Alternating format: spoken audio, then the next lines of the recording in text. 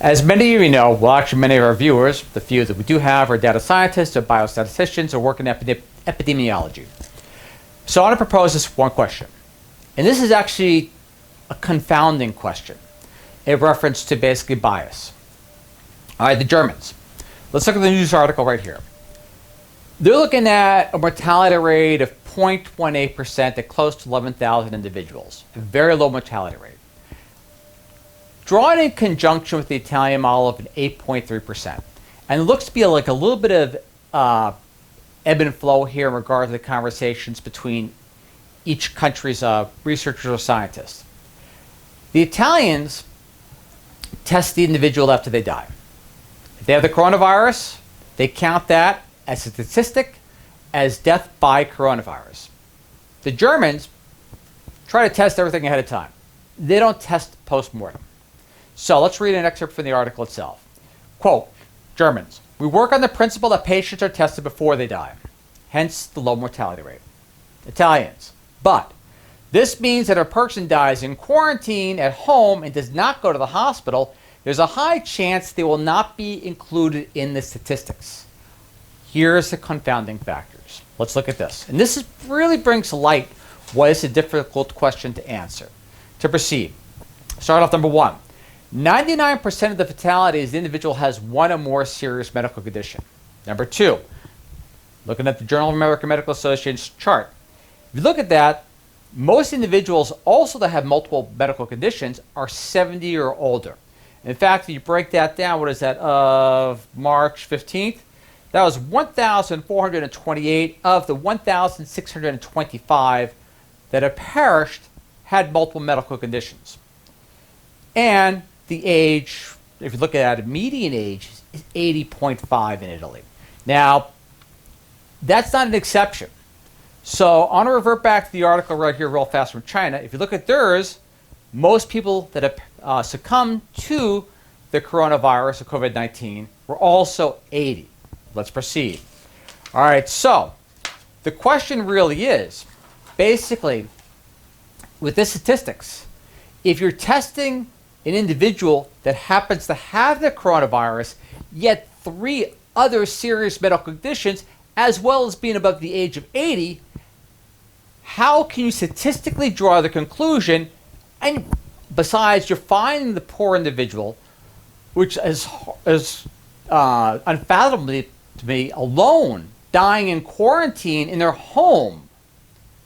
How statistically can you say that that individual died of the coronavirus? And the reason that's important is this. Global policy decisions are being made upon confounding factors in reference to diagnosis. Now, who is right? The Germans or the Italians? Good question. Again, I leave that up to you. Also, too, second note that we want to look at. All right. Oh, by the way, this article here. This is important because this will give you an idea of the vector or the trajectory of the growth of the coronavirus in the United States itself. Journal of American Medical Association is really primarily concerned with influenza for this reason. Look at the numbers. I'm not going to bias it or publisher bias in any way, shape, or form, but if you look at it here, now this again it was February 24th. Now is what, 18,090. Today is March 20th. Cases identified and 230 fatalities, depending on how they actually classified that fatality or those that perished.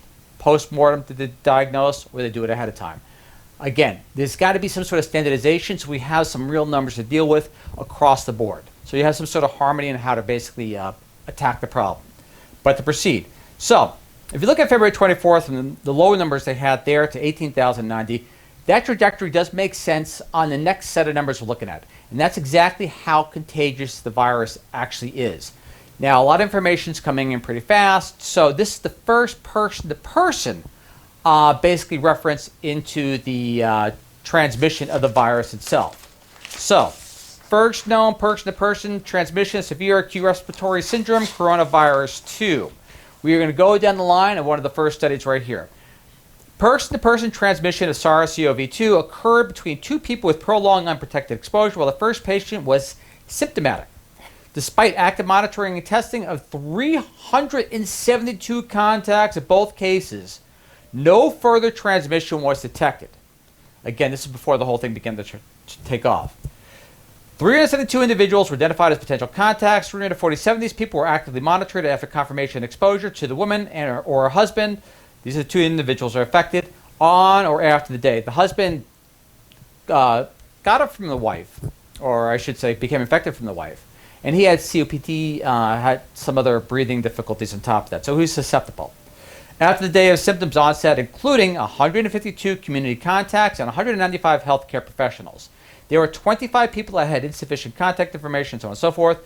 A convenient sample of 32 asymptomatic healthcare personnel contacts were also tested. Now, there's also a chance of false negative. I think most of the testing at this time had a 3% false negative rate. So keep that in mind. These 347 contacts underwent active symptom monitoring for 14 days following their last exposure. Of the 43 contacts who developed fever, cough, or shortness of breath, possibly influenza, were isolated and tested for SARS-CoV-2 as well as asymptomatic healthcare professionals. All 75 individuals tested negative.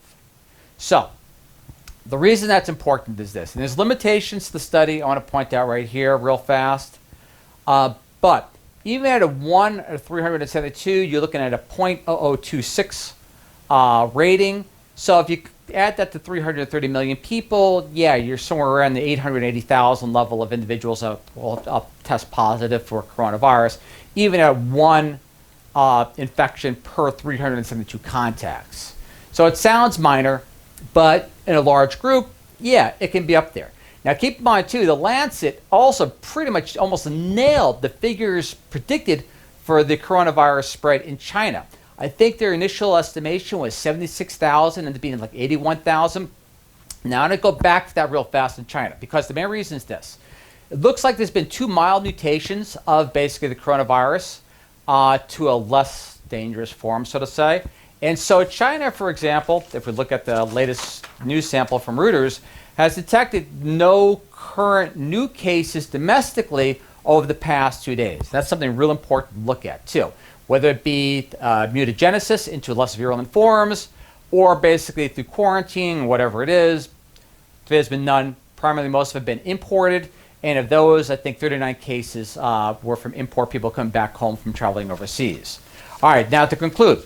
This is the face mask one. And this is the most recent one, too. The other one is from the 12th of March. This one's from the 16th, so it gives us some valuable information.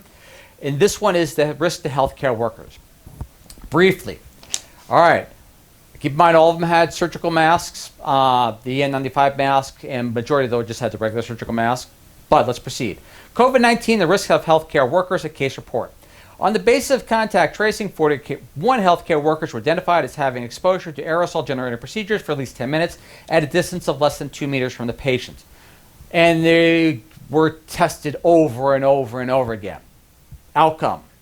None of the exposed healthcare workers developed symptoms. All PCR tests were negative. DOI citations will be there to follow. Again, it's not to play down the seriousness of COVID-19 or SARS-CoV-2.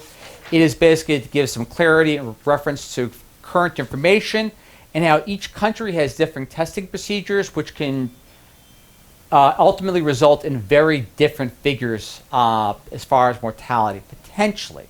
Now, the Germans are really good at this. The Italians have a lot of experience with it too. But again, the difference in testing of the elderly, 80 or older, and possibly 1, 2, or 3 other medical conditions, and then basically finding individuals quarantined alone in their home that may test positive for COVID-19, then taking a correlation and saying that's a cause, well, those that are statistically inclined can automatically see the problem with that type of data collection. Again, Ralph signing off once again.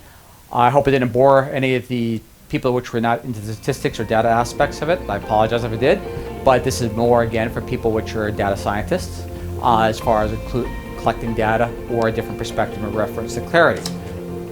Thank you for listening. Catch you all next time during the regular series, and hopefully we get better information as time proceeds. Again, Ralph signing off once again, and I'll catch you all in the in a few days. See you there.